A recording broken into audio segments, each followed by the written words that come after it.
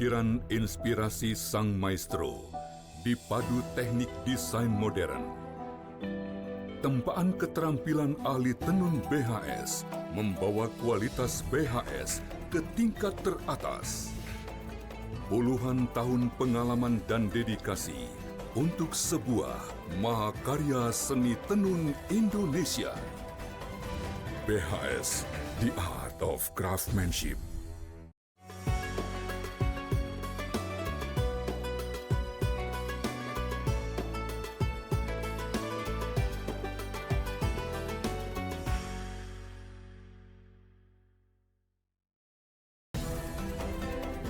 BHS, The Art of Craftsmanship. Bismillahirrahmanirrahim. Assalamualaikum warahmatullahi wabarakatuh. Alhamdulillah, Allahumma salli wa sallim ala sayyidina Muhammadin al-bashiri wa nadhiri alladhi tanfatihu bihi abwabul khairi wa tanghaliku bihi abwabu syarri wa ala alihi latahari wa ashabil akhyari birahmatika ya arhamar rahimin.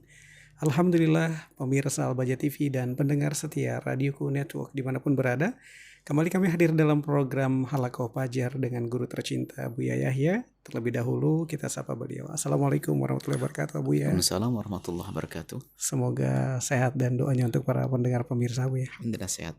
Dan semoga para pendengar pemirsa senantiasa dalam rahmat Allah. Amin. Dimudahkan dalam segala urusannya. Amin. Insyaallah. Saat ini kita masuk dalam tema nafkah halal dan doa, ya. Baik, bismillahirrahmanirrahim. Assalamualaikum warahmatullahi wabarakatuh. Waalaikumsalam warahmatullahi Alhamdulillah wabarakatuh. wassalatu wassalamu ala rasulillah habibina Sayyidina Muhammad bin Abdillah wa ala alihi wa ashabihi wa mawalah amma ba'd.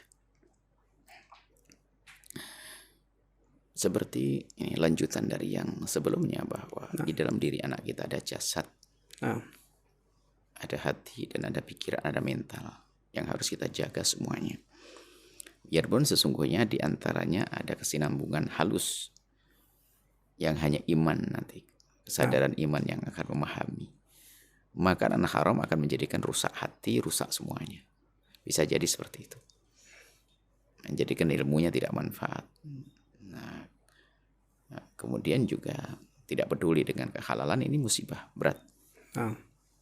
Maka dari itu, pastikan bahwa kita memberi nafkah ke anak kita dengan nafkah yang halal. Jadi dikatakan bahwasanya, disebutkan bahwasanya kalau orang sudah makanannya halal itu, atau ajawarihu syam, akan menggiring anggota tubuhnya untuk patuh kepada Allah, untuk menjadi benar, mau tidak mau. Kalau sudah haram yang dimakan, makan di sini bukan sekedar makan, termasuk biaya sekolah dan sebagainya itu. Biaya beli baju haram, asad jawarihu syam, maka akan melanggar anggota tubuhnya.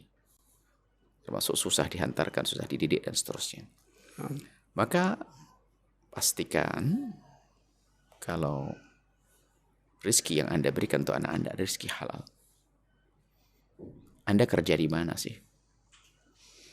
Jangan sampai hanya, mohon maaf, prestis lah, hanya pengen dipandang sebagai orang yang wah, memaksakan diri anaknya sekolah di tempat yang mahal, uang pas-pasan, hasilnya comot sana comot sini. Ini sudah tidak mendidik sesungguhnya. Pasti tujuannya enggak karena Allah.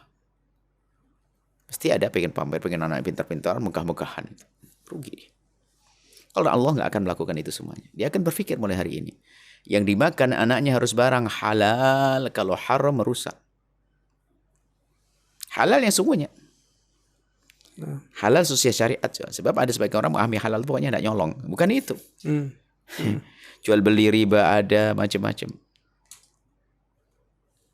Nah ini, jadi pastikan rizki yang halal. Halal barang dagangannya. Barang dagangnya halal. Tapi cara penjualannya adalah enggak. Misalnya dengan kemaksiatan. Menipu, berbohong tentang barang dagangan. Termasuk sampai, mohon maaf, pegawai yang mengerjakan melanggar Allah gara-gara pekerjaannya. Misalnya, misal sebagai misal, kita tinggal berubah saja kalau itu termasuk Anda ya, mohon maaf. Toko dijaga perempuan, mohon maaf buka aurat semuanya. Duh, ini kan keberkahan makanan. Secara dohir kayak halal, jual belinya sah. Tapi ada sesuatu yang haram masuk di dalamnya. Tanpa disadari. Apalagi kalau sudah ngambil duit masjid, korupsi, segala macam. Bukan. Rebutan waris untuk nyekolahkan anaknya. Mondok di tempatnya waliullah. Nggak. Hasil rebutan waris. Pakai umroh. Mondokin anak dan sebagainya itu masuk neraka lewat pesantren namanya. Jadi halal itu penting sekali, harus perhatikan tolong. Anda harus berpikir saat ini, apa yang Anda kerjakan untuk anak Anda? Itu kerjaan Anda apa? Urusan haram-haram jangan disepelekan. Pengaruh besar kepada anak-anak Anda. Pengaruh di dunia masa sederhana, tapi pengaruh di akhirat, ada hukuman besar di hadapan Allah kalau kita memberikan anak kita haram. Begitu sebaliknya, kalau Anda berjuang untuk anak Anda dengan harta halal, maka ketahuilah bahwa yang Anda berikan kepada anak istri Anda itu jauh lebih gede pahalanya dari yang Anda dermakan untuk jihad di jalan Allah, yang Anda dermakan di Palestina, yang Anda berikan jauh. Ada seorang sahabat Nabi bertanya, aku punya rizki, aku letakkan di mana Rasulullah untuk jihad di jalan Allah? Fakir miskin atau nafkah? Dikatakan, yang kau letakkan fi fimra'atik, yang kau letakkan di mulut istrimu aja jauh lebih gede, bagus. Artinya memberi nafkah itu sendiri adalah pahala. Catatannya adalah dari harta halal. Kalau haram bukan pahala. Tujuannya mendapatkan pahala, tapi caranya haram, nggak diterima. Tujuannya adalah ibaratnya nggak ada wudhu pakai air kencing, nggak akan bisa suci-suci. Kalau tujuanmu baik, caramu harus baik. Tujuanmu menyekolahkan anak agar anak jadi anak yang sukses, menjadi anak yang baik. Tapi caranya nggak benar, rizkinya haram. Kayak wudhu dengan air kencing, kapan sucinya? Koreksi diri sendiri semuanya. Ayo, seperti apa? Belum terlambat. Kalau kita mengambil waris saudara, tinggal tobat, menyesal, kita kembalikan. Minta maaf. Jual beli kita ada yang haram, ya sudah, berhenti, selesai. Riba, kita entaskan diri kita dari riba. Insyaf dulu deh, minta pada Allah. Biarpun mungkin tobat kita belum sempurna, perlahan-perlahan perlu proses. Apalagi mentaskan diri dari hal-hal haram semacam riba dan lain sebagainya. Itu kan perlu proses, nggak bisa serta-merta. Tapi harus ada niat, mulai hari ini saya harus berhijrah, meninggalkan kekotoran ini. Demi keselamatanku, belum lagi kita bicara demi kesuksesan anak-anakku. Ini halal. Kami selalu ingatkan para wali santri sampai bahasa guyonan kami. Kalau kalian tidak punya rezeki haram, jangan kau kirim anak-anakmu. Di sini soal tetap makan. Dari rezeki halal. Anak-anak makan dengan halal. Dari hamba terkasih Allah, makanan halal. Yang kurang lebih ini guyonan lah barangkali seperti itu. Artinya jika tidak bisa menafkah yang haram, yang halal, ya sudah, tidak usah. Memberi yang haram bukan sebuah kebaikan. Dosa. Ini dari sisi makanan, dan makanya untuk di sini juga perlu, makanya belajar itu tidak ada hentinya. Yaitu tadi kadang orang tidak ngerti kalau itu haram. Atau mengerti karena keras hatinya, pura-pura tidak tahu. Bahkan sebagian ngomong jangan dekat sama ustadz, nanti banyak jadi haram. Nah ini, karena ustadz banyak larangan. Lah ini mestinya sebaiknya harus tahu dong, daripada saya melakukan haram tanpa aku sadari. Alangkah banyaknya orang seolah-olah belajar berjalan menuju di surga, akan tapi ternyata itu neraka. Ya kayak seperti itu. Nggak mau dekat sama ulama dan bertanya. Ya kan? Nah, ini apa? Tentang kehalalan. Kehalalan rizki ini penting sekali. Dan maka sebagai orang tua dan anak-anak itu harus peduli dengan termasuk halalnya, halal hissi tidak cukup. Halal hissi, barang-barang halal. Yang hissi itu adalah tampak, ini adalah kayak beras, nasi, itu halal. Ada yang maknawi. Dan haram yang maknawi. Haram hissi, haram terang-terangan, babi haram. Ya kan? Babi adalah haram. Tapi secara dohirnya adalah haram. Tapi ada yang tampaknya halal. Secara dohir, namanya beras. Mulai kapan beras haram? Beras nyolong. Haramnya maknawi. Berasnya adalah halal. Tapi karena bukan beras kita, ya ada haram. Termasuk yang lain-lainnya kalau kita mau kembangkan di sini adalah haram-haram tapi halus. Tampaknya halal tapi sungguhnya haram. Dan ini yang kadang tidak dicermati. Nah, kami kami sampaikan bahwasanya lebih baik Anda mengentaskan diri Anda daripada riba, daripada Anda bangun masjid. Sebab kalau masjid, pengen bangun masjid itu cukup kotak segi 4 saja sudah jadi masjid kok. Pakai pelepah korma atau sekarang pakai gedek, pakai tanah, ya jadi masjid kok. Pahalanya sama utuh di hadapan Allah. Enggak usah memaksakan deh Anda harus bayar bangun dengan barang haram. Enggak akan jadi pahala. Hati-hati. Ini termasuk untuk anak-anak kita ini. Yang dimakan anak-anak kita. Kadang kita tidak peduli dengan urusan anak. Makan haram, rezeki haram. Tidak peduli. Hati-hati bahayanya. Nah ini dicermati kerjaan-kerjaan. Semuanya deh. Tidak usah. Nah ini tuh aman. Agar kita tidak mengorek-ngorek, melihat, ngoreksi kerjaannya orang dulu deh. Sekarang fokus pada kerjaanku yang hasilku aku berikan ke anakku. Uang aku berikan kepada anakku, makan anakku. Termasuk hari ini yang maknawi adalah itu tadi. Kami ingatkan produk-produk yang pasti tahu dan milik saudara kita ada. Produknya musuh-musuh Allah untuk merangi Islam. Maka jangan latah. Karena diam-diam Anda tidak peduli dong kalau Anda membeli produk tersebut, kemudian produk itu ujung-ujungnya keuntungannya untuk merangi Islam. Berarti Anda ini telah membela musuh Allah untuk merangi Islam itu sendiri. Sehingga di pesantren-pesantren kita hindari hal-hal semacam itu. Produk-produk yang diindikasi telah. Tentunya produk itu kan ini kembalian pembahasan. Ada dibagi dua paling tidak. Kalau dijabarkan sampai 4 atau 5. 2 itu paling tidak begini. Produk yang kita juga membuatnya dan kualitasnya nggak kalah, maka harga mati kita tidak boleh ngambil produknya orang yang musuh Islam.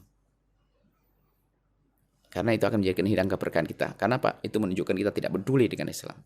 Contoh kerupuk, susu, roti, semuanya ini kan baju, tas itu kan bisa baju itu kan semuanya produk kita kan dahsyat ya. Tapi ada produk-produk yang memang kita belum bisa bersaing. Yeah. Kalau kita bagi 3 deh. Yang kedua adalah kita belum bisa bersaing. Akan tetapi kita belum bisa membuat yang serupa. Ini punya fungsi untuk kemajuan juga. Seperti contoh dimulai yang paling ekstrim deh. Membeli alat perang untuk memerangi mereka. Kurang lebih begitu. Mereka jual senjata ke kita. Boleh kita beli senjata untuk menyiapkan perang dengan mereka. Kalau ini barang-barang yang seperti itu jelas boleh. Kenapa? Untuk kekuatan Islam. Jadi untuk berjuang untuk melawan mereka. Atau untuk bersaing dalam dunia. Ya, kan ada kecanggihan teknologi misalnya. Kalau kita pakai, mohon maaf, laptop produk lokal yang boleh seminggu rusak, data hilang dan sebagainya. Yang ada hanya milik mereka. Ini karena dia belum bisa bersaing, oke lah. Yang belum bisa bersaing. Tapi kalau sudah ada produk yang tidak memerangi Islam, sudah sama, kita tidak perlu lagi deh. Sebisa mungkin seperti itu deh. Baik, kita fokus kepada yang pertama deh. Ada produk-produk yang saudara kita punya. Kualitas nggak kalah juga. Kenapa kita masih mengambil miliknya orang yang musuh Islam? Yang jelas keropos iman kita. Kenapa kok begitu teganya? Ini saudara kita. Yang sama-sama ahli sujud. Alangkah indahnya kalau kita belanja ke mereka, keuntungan untuk mereka. Untuk nyekolahkan anak-anaknya. Berarti kita bantu mereka dong. Janji dari Allah, kalau kita bantu anaknya orang, Allah akan bantu anak kita. Baik. Ini termasuk kalau kita renungi kehalalan kayak apa sih yang termasuk yang demikian ini. Yang jelas adalah tentang halal haram, tentang bisnis, tentang kerjaan dan sebagainya. Itu jelas tadi. Cuma ini adalah kalau kita selami lebih dalam lagi, hal-hal semacam ini juga termasuk. Harus kita perhatikan. Kehalalan. Jualan Anda itu apakah jualan yang membangun umat atau merusak umat? Kalau Anda dagang bisnis, tampaknya ada bukan sesuatu yang haram. Biasa saja. Mubah. Tapi Anda cara menjualnya menjadikan anak meninggalkan belajar. Nggak sholat. Maka Anda menjadi salah dosa karena Anda tidak mengatur waktunya. Nah, ini membahayakan. Jadi itu banyak orang tetangga akan mengeluh. Anakku gara-gara permainan itu akhirnya main terus, nggak sholat, nggak belajar dan sebagainya. Anda mengganggu anaknya orang. Baik, kita kembali fokus ke harti rizki. Penghasilanmu dari mana? Kerjaanmu apa? Halal haramnya seperti apa? Pastikan mulai hari ini untuk dimakan anak-anak. Termasuk bukan saja urusan makan, biaya sekolah, baju, beli buku dan seterusnya harus halal. Dan anak kita didik jangan pakai pulpen kecuali pulpenmu. Ada anak itu di pondok tuh bebas ngambil pulpen biasa. Karena nggak pernah peduli ini haram. Nah, kalau sudah kita didik anti haram, dia akan begitu mudah menghindar dari yang haram. Kurang lebih seperti itu.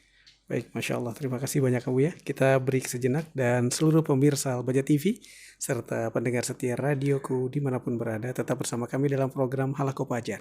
Kami akan kembali setelah yang berikut ini.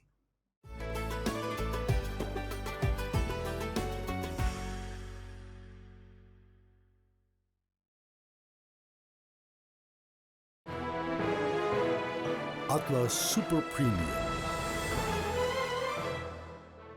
Superior color. Superior weave. Maximum density. Superior comfort.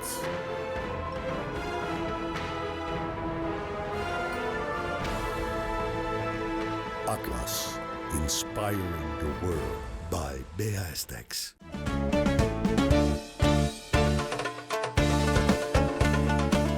Kami rindu, wahai para bapak, anak Anda bahagia. Sungguh kami merindu. Berharap kepada Allah memberikan kebahagiaan pada anak Anda yang akan menikah itu.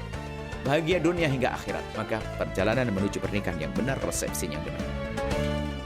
Ayo jadikan bahan renungan. Selagi ada hukum dari Allah yang dikatakan para ulama, mulailah Anda dengan sam'an wa ta'atan. Adapun jika ada kejanggalan ilmiah, bukan kejanggalan dari hati, itu bisa jadi karena mungkin kita juga pernah belajar, kok pernah ada ustadz mengatakan ini nggak boleh, kok ini jadi boleh. Bertanya, segala yang ada urusannya dengan panah memanahin ada pahalanya. Sudahlah, kalau Nabi bersabda begitu nggak usah bertanya ada apa. Sekarang zamannya bom, rodal dan sebagainya.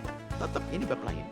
Sebab yang mahal adalah membiasakan, menanamkan, menguatkan di hati sang pelaku itu sendiri. Siapakah orang yang dikatakan celaka, nggak beruntung? Orang celaka dan tidak beruntung adalah dakhala alaihi Ramadan. Ramadan masuk kepadanya. Dia bertemu Ramadan, tsumman salakha, kemudian Ramadan pergi meninggalkannya. Qabla yughfara lahu, sebelum dia diampuni. Artinya apa? Orang yang celaka adalah orang yang bertemu Ramadan tapi sampai pisah Ramadan belum diampuni. Karena apa? Di Ramadan nggak ngapa-ngapain. Di akhirat nanti sudah lupa. Seorang ibu lupa anaknya, ayah lupa anaknya, suami lupa istri, semuanya masing-masing nafsi-nafsi. Mikirin diri masing-masing. Dan tidak akan berguna seorang anak kepada ayahnya illa bab syafa'ah, kecuali bab syafa'ah, dan itu dibahas lagi tentang bab syafa'ah.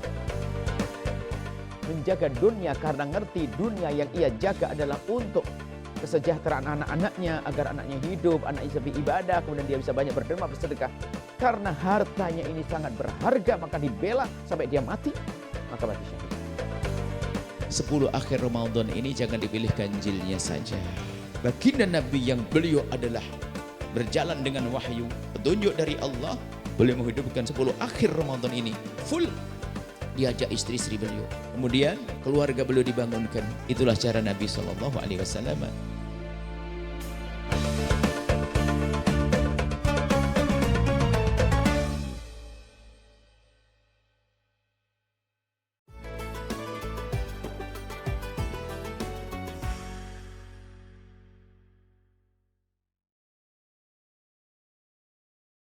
Sahabat Al-Baja TV dan seluruh pemirsa serta pendengar setia radioku dimanapun berada, kita masih dalam program Halaqah Fajar dan kita masih dengan tema yaitu nafkah halal dan juga doa, Bu ya. Silakan lanjutkan, Bu.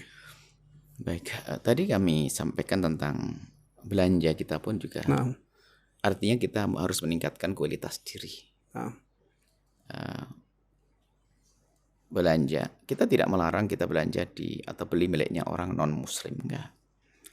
Tapi orang non-muslim yang tidak memusuhi kita, kan begitu. Yang kita sebut tadi adalah non-muslim yang diindikasi mereka memusuhi kita. Ini juga harus kita masukkan karena pembiasaan anak-anak kita supaya tidak ceroboh. Karena biasanya kecerobohan itu adalah dari ketidakpedulian, ya kecuekan Nah itu menjadi biasa dengan sesuatu yang tidak baik pada akhirnya. Kemudian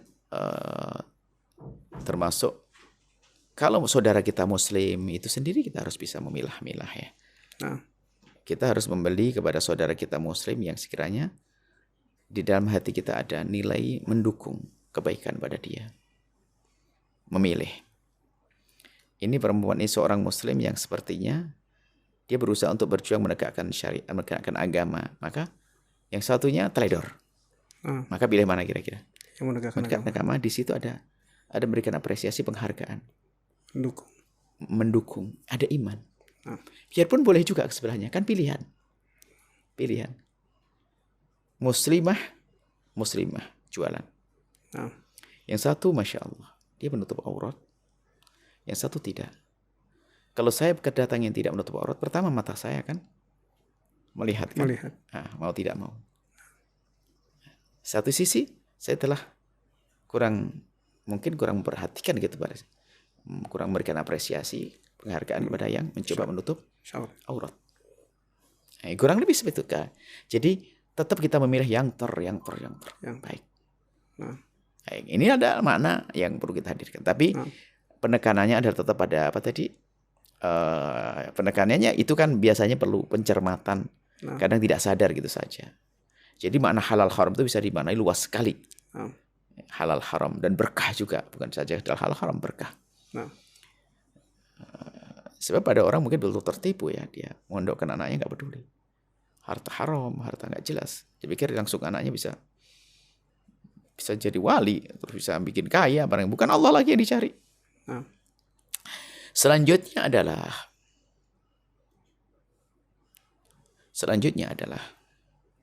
doa. Kita sering doa ini penting sekali. Doa yang kita hadirkan setiap saat. Doa yang kita sembunyikan dari telinga anak kita. Dan doa yang kita perdengarkan di telinga anak kita. Karena doa yang kita sembunyikan itu sebuah ketulusan. Doa yang kita perdengarkan adalah sebuah pendidikan. Misalnya kita mendoakan semoga jadi anak yang soleh. Kalau jadi dokter yang baik, ahli ibadah, dokter yang saleh. Tertanam pendidikan pastinya pengen jadi dokter. Sering kita perdengarkan. Kita pengen apa? Yang baik kita. Jadi pengusaha yang soleh, yang baik, ahli sholat, rajin ibadah, didoakan, diperdengarkan di telinganya. Tentunya ini doa yang dahsyat adalah di saat tidak kita perdengarkan, di saat kita berada di kamar rumah kita, waktu sholat, kita doakan mereka. Dan kalau urusan berdoa nanti ada beberapa cara ya agar doa dikabul oleh Allah, tentunya sama dari makanan yang halal. Ada satu hadis Nabi tentang seorang Ash'ath Akhbar, tampak compang-camping ya. Kemudian berdebu, menunjukkan kalau orang ini bukan orang yang tergiur oleh urusan dunia. Sepertinya orang ini adalah orang yang pasti soleh deh. Doanya pasti dikabul. Wong modelnya aja bukan orang yang tampak cinta dunia. Ash'ath Akhbar, berdebu compang-camping, menengadahkan tangan dengan khusyuk, ya Rabb, ya Rabb. Minta ya Allah, ya Allah. Dan caranya pun benar. Ilha minta kepada Allah dianjurkan dengan ilha. Ilha itu kalau dengan sesama manusia memaksa. Kalau dengan Allah itu menampakkan hajat kita, ya Allah, itu ilha. Kalau sama orang kan gak enak. Ya akhi, ya tidak enak. Tapi dengan Allah itu indah. Ilha. Ya Rabb, dia doain begitu. Tapi Nabi menyebutkan, anna yustajabu lidzalik. Bagaimana mungkin dikabul doanya orang ini? Kan. Padahal caranya sudah oke. Modelnya sudah model orang yang dikabul doanya. Ma'akaluhu haram wa mashrabu haram wa malbasu haram. Makanannya haram. Pakainya haram. Minumannya haram. Bagaimana akan dikabul doanya? Ya orang begini enggak dikabul oleh Allah SWT. Enggak dikabul. Makanannya haram, minumannya haram. Baik. Nah, ini doa kita harus kalau kita ingin berdoa dikabul ya jauhi dari yang haram. Belum lagi ada cara-cara agar doa dikabul. Waktu-waktu ini adalah kita hadirkan juga satu kajian agar doa dikabul oleh Allah Subhanahu wa taala. Termasuk ini kita singkatnya begini. Doa di waktu sholat, Termasuk doa yang sekaligus ada sentuhan dahsyat, sekaligus ada pembiasaan yang baik. Lakukan Anda waktu tahajud, sholat malam, Anda samperin anak Anda. Bahkan katakan pada mereka, sayang, uminya nanti sebelum tidur jam 11 atau nanti jam 3, uminya pengen sholat di kamarmu sayang ya. Mau sholat di sini. Setelah itu mau doa ya. Biar kamu jadi anak soleh. Ini punya makna dahsyat. Sholat di situ sambil setelah itu menyentuh tangan anak, kaki anak. Termasuk di antaranya kalau kita lagi pulang, menemukan anak sudah tidur, jangan dibiarkan begitu saja. Dekat. Kita kecup keningnya, kita lus wajahnya, kepalanya. Kalau dia masih bangun, dia akan merasakan sentuhan lembut dari orang tuanya. Dan itu akan masuk ke hati. Kalau dia sudah tidur, rohnya akan dengar. Rohnya akan mendengar. Kemudian, sambil kita doakan. Nah, kemudian pembiasaan kita sering kunjung ke mereka dengan bukan nasihat, bukan cerita ini. Nasihat ini. Nanti sang anak ini akan sudah ngerti kebiasaan baik ibunya tuh. Dia nggak akan berani mengunci pintunya. Nanti Umi akan datang jam begini dan sebagainya. Dan Uminya lembut, penuh kasih. Termasuk doa yang sangat mudah dikabul Allah ya, jangan pelit doanya mendoakan orang lain, anaknya orang. Kalau anaknya orang bukan sekedar kita doakan anaknya orang, kalaupun kita membantu. Mungkin kita diberi oleh Allah rezeki yang cukup. Anak kita sekolah dengan biaya. Kalau kita mengangkat anaknya orang untuk sukses, maka yang sukses duluan adalah anak kita. Sebab janji Nabi, Allahu fi aunil abdi maka al abdu fi auni akhi. Kalau kita nolong anaknya orang, Allah akan tolong anak kita. Makanya Anda jangan egois hanya membiayai anaknya sendiri. Biaya anaknya orang, bismillah. Karena Allah semoga dengan ini anakku akan baik dan mudah sukses dan sebagainya. Begitu. Dan itu termasuk bagian doa. Mendoakan ya Allah, semoga anak tetangga itu, anak yang kurang ajar kepadaku nih. Anak bapaknya minjem uang kepadaku. Anak, ya Allah jadikan mereka anak baik, anak soleh. Termasuk ini pembersihan hati kita. Sekaligus agar doa nyampe ke anak kita. Panjatan doa orang tua kepada anaknya seperti doanya Nabi kepada umatnya. Dengan catatan itu tadi. Ketulusan seorang ayah. Serius doanya doa yang disadari. Dan anaknya baik, gak ada masalah dengan ayahnya, akan sambung. Ini penting berdoa. Jadi kita ini kadang melakukan atau berdoa ini di saat terjepit saja. Kalau anaknya susah sekolah, ujian gak lulus, ini doanya banyak, minta doa kiai sana. Giliran anaknya cerdas, pintar, gak pernah ini, kayaknya jarang doa. Karena jamin anaknya pasti pintar. Nah ini kan gak dengan Allah berarti belajarnya dia. Ya, biarpun anak Anda cerdas, pintar, hebat, ranking 1 terus. Maka ketahuilah bahwa yang menjadikan mereka seperti itu adalah Allah. Belum manfaat, belum tentu. Akan bagaimana agar manfaat, saya akan sambung kepada Allah. Doa. Doanya kadang-kadang saat-saat tertentu. Setiap saat, karena setiap mereka belajar. Doa yang dahsyat dengan penuh kekhusyuan. Kita kepada Allah untuk anak kita. Doa apa saja. Kalau doa yang rinci, gak ada masalah dengan Allah. Anak jadi soleh, pintar. Sampai kepada pasangan yang baik. Paling tidak doa yang kita panjatkan dan kita sadari itu juga pendidikan. Nasihat buat kita sendiri. Nasihat kalau kita mau, ya Allah jadikan kami orang yang ahli sholat. Ampuni dosa kami ya Allah. Jauhkan kami dari meninggalkan sholat. Kalau kita sering berdoa ya Allah, jauhkan kami dari meninggalkan sholat. Kira-kira setelah itu berusaha enggak kita untuk tidak meninggalkan sholat? Berusaha secara otomatis. Ya Allah jauhkan kami dari mendengki kepada seseorang. Akhirnya berpikir, saya mau dengki mikir lagi. Jauhkan kami dari sombong ya Allah. Perlu kita dengarkan di telinga kita sendiri dan juga kita perdengarkan di anak-anak kita. Sehingga lesan ibunya lesan baik, lesan doa. Belum lagi itu menjadi sebab dikabul oleh Allah dengan mendoakan orang lain tadi. Nah, ini hal-hal yang sering terlupakan. Kadang kita ini mohon maaf dengan kecerdasan kelebihan itu sering lupa kepada Allah. Bukan urusan pendidikan, urusan apa saja deh. Urusan apa saja. Anak sakit, usaha. Padahal usaha ini ada dua macam. Separuh perjalanan usaha dan separuh perjalanan usaha. Separuh perjalanan usaha adalah dengan serius berusaha dohir. Kalau mau dagang, bisnis dan sebagainya. Jual beli dan sebagainya. Kalau mau pintar ya belajar, menghafal dan sebagainya. Kalau anaknya pengen sehat, ya pergi dokter cari obat. Itu adalah separuh perjalanan. Tapi yang dilupakan separuh perjalanan lagi. Separuh perjalanan lagi. Mohon kepada Allah. Kita pengen tahu coba. Ya, ini kalau ada seorang tua punya anak sakit. Anak sakit. Kemudian dia berkata, "Alah biarin deh, nanti juga sembuh sendiri." Masya Allah. Apalagi dia orang kaya. Kira-kira yang marah siapa? Tetangganya juga marah. Ini orang tua nggak peduli sama anaknya. Sakit dibiarin. Sakit dibiarin. Nah ini.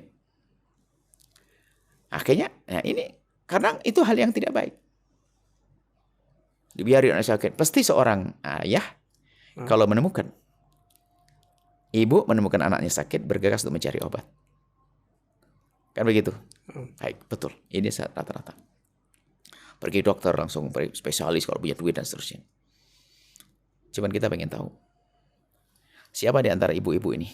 Semoga anaknya sehat semuanya. Amin. Siapa di antara ibu-ibu ini yang di saat anaknya sakit, demam dan sebagainya, akan pergi ke dokter. Dan sebelum pergi ke dokter, mengambil air wudhu, sholat 2 rakaat, lalu berdoa, mohon kepada Allah, ya Allah sembuhkan anakku. Siapa ya? Karena mentang-mentang sudah kenal dokter, lupa kepada Allah. Kita sering lupa dengan karunia Allah, yaitu ilmu.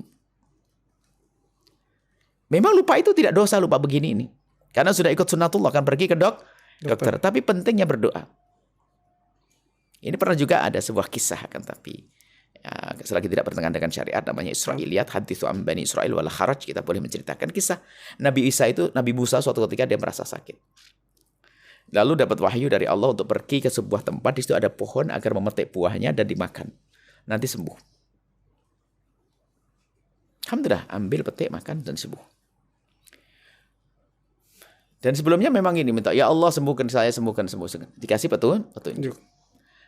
Sembuh. Setelah beberapa waktu kemudian sakit lagi. Langsung pergi ke pohon ngambil buahnya dan dimakan, nggak sembuh. Kenapa dia dijawab, ya Allah ini kok nggak bikin saya sembuh. Beda. Dulu kamu sebelum datang ke sana datang kepadaku. Sekarang sudah tahu nggak mau datang lagi. Tapi kan ini bukan sebuah dosa sebenarnya. Makanya nih biarpun cerita dari Israiliyat, setelah kita berkenang syariat boleh kita cerita. Dulu kan ngadu kepada Allah dulu. Nah, tapi sekarang langsung ngambil pohon, ngambil buahnya. Maka biarpun sudah tahu jalurnya mau pergi ke dokter, tapi tetap doa itu harus wajib. Sama. Kita mau berbisnis, siapa yang di saat sebelum buka tokonya sholat atau berdoa, ya Allah berikan rezeki, berdoa dulu. Termasuk ini mendidik anak. Jangan sampai hanya memilihkan sekolah favorit, guru yang hebat, sekolah gini. Anda yang beri ilmu adalah siapa? Allah. Yang menjadikan dia hidup adalah Allah. Baik, ngadulah kepada Allah, berdoa, kurang lebih seperti itu. Pemirsa Al-Bahjah TV dan seluruh pendengar setia radioku, kita masuk dalam doa dan juga kesimpulan, Abu ya.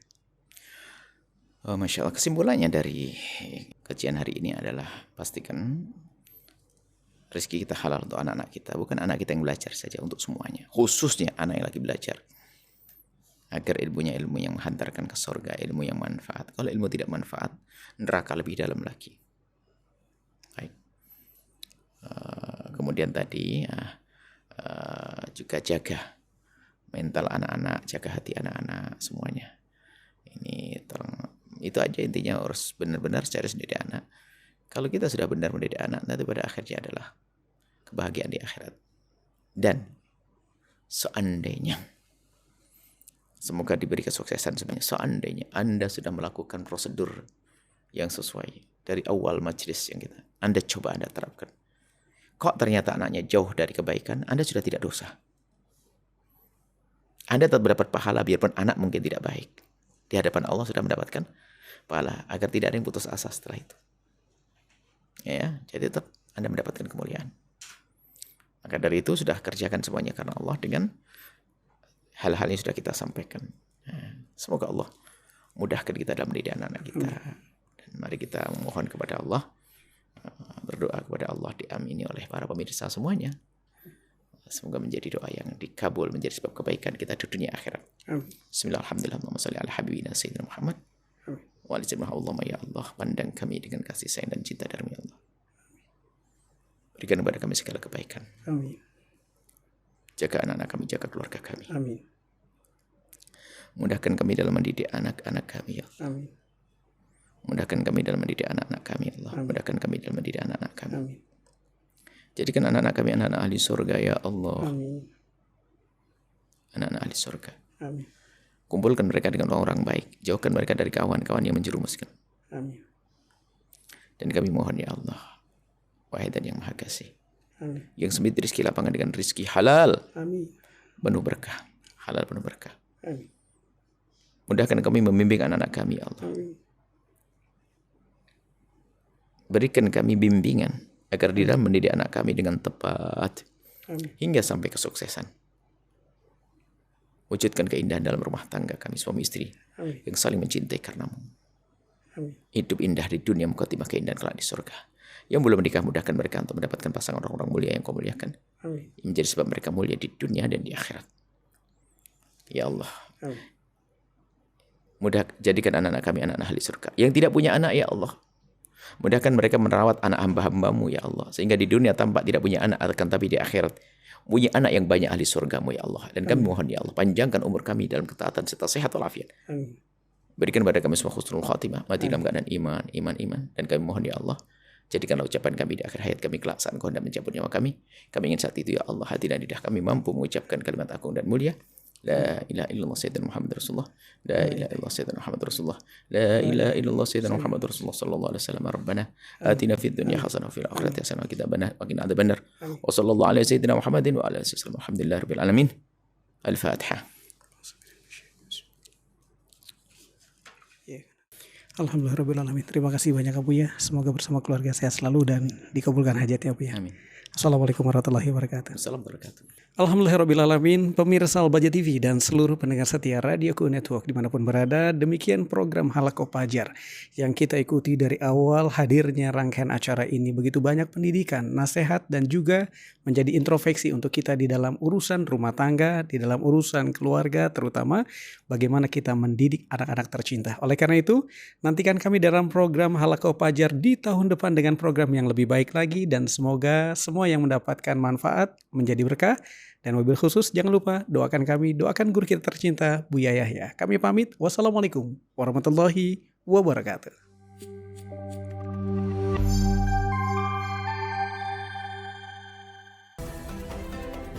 BHS, The Art of Craftsmanship. Ukiran inspirasi sang maestro dipadu teknik desain modern. Tempaan keterampilan ahli tenun BHS membawa kualitas BHS ke tingkat teratas. Puluhan tahun pengalaman dan dedikasi untuk sebuah mahakarya seni tenun Indonesia. BHS, The Art of Craftsmanship.